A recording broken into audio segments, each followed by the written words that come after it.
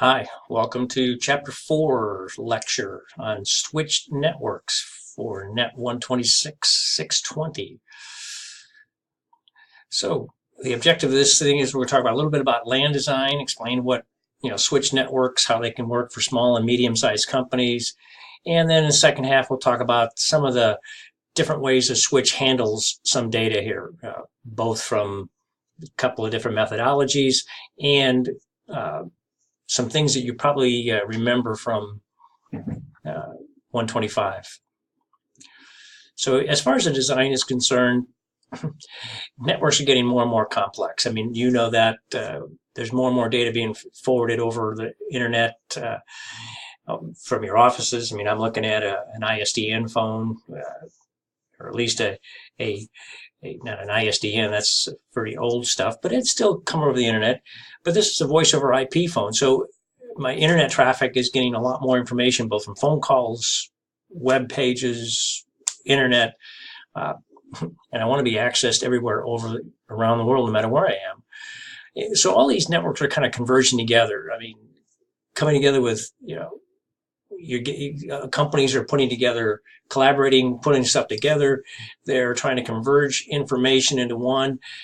Data services you're handling. I mean, look at your home. You can get bundled voice, TV, internet, all in one. All of that stuff is getting pulled together.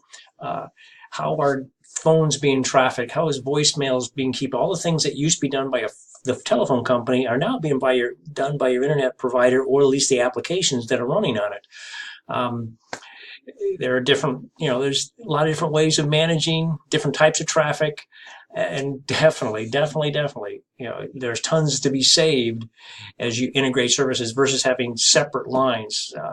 Back in the late 90s, I had 3 different service providers, one for data, one for internet, so one for phone. I mean, up until probably early 2000s, mid 2000s, did you actually get one company offering all the services? So everything's becoming converging into one network and everything's traveling over it.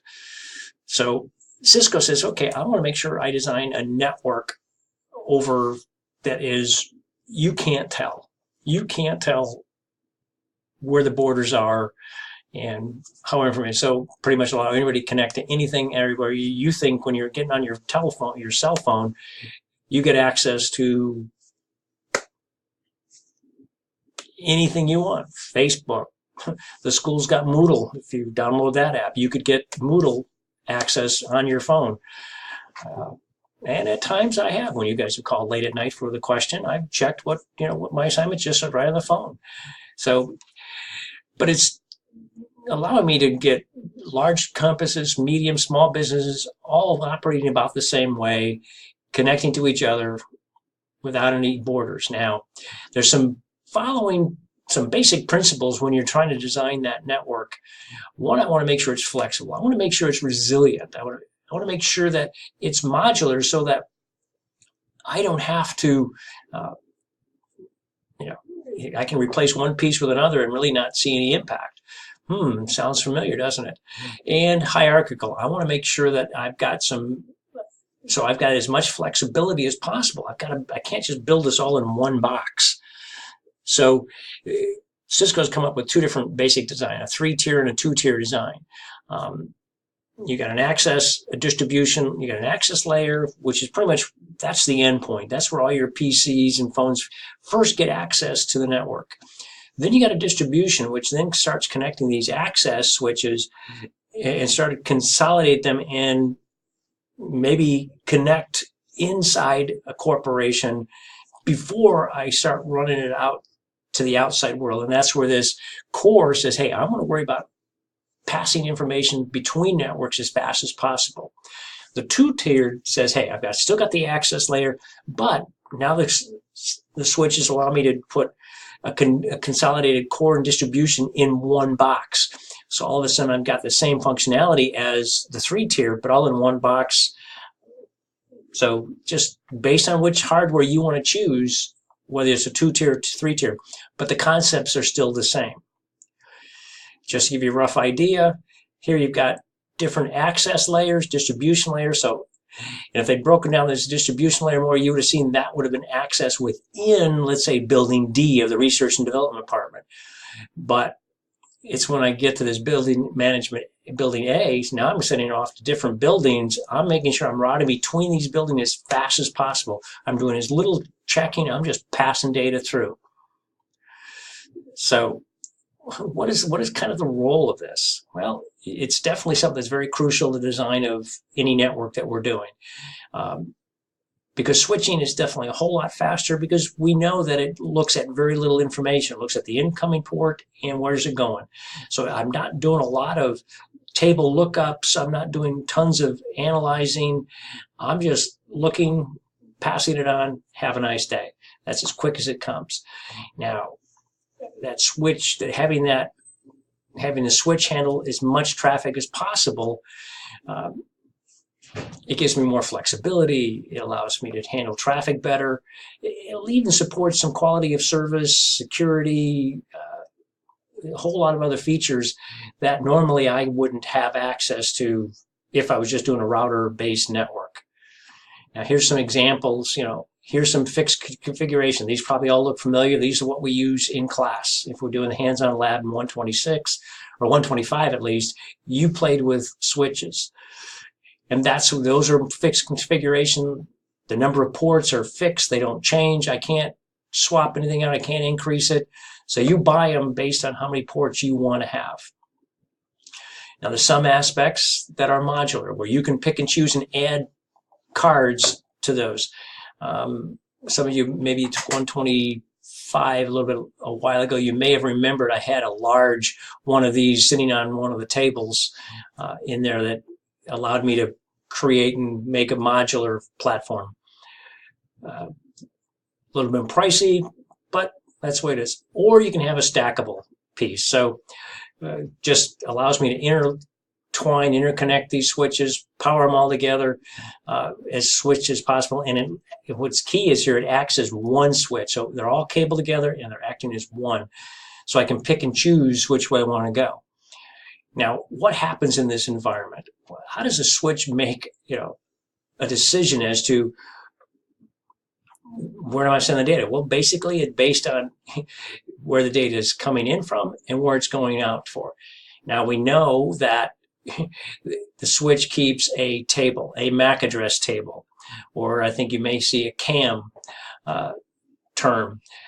But basically, all it is says the frames are based on the destination MAC addresses. Because remember, switches are layer 2 devices. So they're more concerned about the MAC address versus IP addresses. So MAC address, frames, layer 2, and that's basically what a switch is, a layer 2 switch. So what happens here, a switch first learns the device. Once I connect it, before I even transmit, it knows somebody's connected to me. But nothing is stored in that table until the data is sent. It builds this table, the MAC address, as I start sending information out. That information on the MAC address is sent out, and then it receives messages. It updates the MAC address table so that both I know what's coming in, what's going out, and all of it's stored in the MAC address as far as which MAC address is associated with which port. Now, there's a couple of different ways of sending messages, and how am I going to forward these frames? One is called store and forward, which means it's the most accurate, and it actually takes the whole frame, runs it through a mathematical calculation called a CRC, and stores that number in the frame. On the receiving end, it extracts that whole frame out, calculates a CRC again, and if the two numbers match, I've got a good frame. And then I can go ahead and forward it out. Now, the cut-through says, hey, I'm only going to worry about, make sure I just know the destination address. So I'm going to take the first 64 bytes of that frame, look at it. If it looks good, I'm passing it off. It's a little bit faster, but a little less secure. Now, you probably see in the text that Cisco has another method, which is not covered in the slides. I think it's called FEC, and they've got some other pieces in there internally. So let's just give you some details of the store and forward. I know this may be a little fast, but you can look at the slides at your convenience. Basically, store and forward says, hey, I allow the switch. It checks the entire frame and comparing the CRC at the end. It's a little bit slower, but that's what it does. Cut through says, hey, I'm only going to look at, once I understand the destination MAC address, boom, send it. Nobody checks, nobody does anything. And as you can tell, it starts forwarding very quickly. But if for some reason it fails, you're going to have to resend it. Now, collision domains, remember that? What happens if I try to send data to each other at the same time? I'm trying to compete in the communication here. Now, there are two different aspects that a switch has got to be concerned about. Is the system full duplex or half duplex, and what's its speed? To have two conversations be able to talk to each other, they have to agree. Now, luckily, there's something called auto negotiation. Auto negotiation says, hey, I'm going to figure out between what are the two devices, what's the age of the PC, what can it do, the switch, and I'm going to come up with the best combination. Nowadays, auto negotiation is default, and most things are going to be, full duplex, which full duplex, what I can send and receive at the same time. Half duplex means I'm sending one way and receiving. These cannot be the same. So if you don't have auto negotiation, you may see a troubleshooting technique that's your problem that says, hey, I've got a mismatch in duplex, or I've got a mismatch in speed. But the devices have to make sure they agree. But like I said, by default, auto negotiation should be turned on in some of the newer switches. Now, broadcast domain says, okay, now it says, where can this frame be heard? Where can is this in? Now, when you do a broadcast message, what? Your MAC address is all Fs. So it goes to every single port, and that tells me that a switch cannot break broadcast domains. A router can, a switch cannot. So all ports of a switch receive the same message. So keep that in mind. Switches can't break them up, routers can. Now the question is, how do I stop network convention or collisions, congestion? Here you get, I can segment the LAN into separate collision dimensions. So I can create, on a switch, I can create a VLAN. You probably remember some of that from 125, but we'll definitely talk about it more in this case. I can create small VLANs to separate these collision domains. I can make sure I've got full duplex, so I don't have any half duplex in there.